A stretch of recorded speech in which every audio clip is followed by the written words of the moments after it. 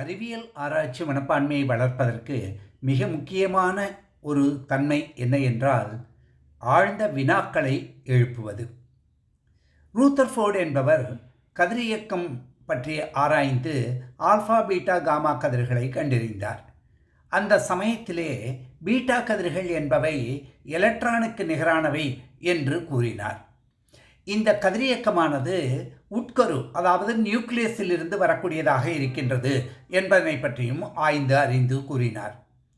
பின்னர் Niels Bohr என்பவர், Fermi என்பவர்கள் எவ்வாறு அந்த அணுக்கருவிலிருந்து எலக்ட்ரான்கள் வர முடியும், அவை அணுவின் வெளியில் உள்ள வட்டப்பாதையில் தானே இருக்கின்றன என்று கேள்விகள் கேட்டார்கள்.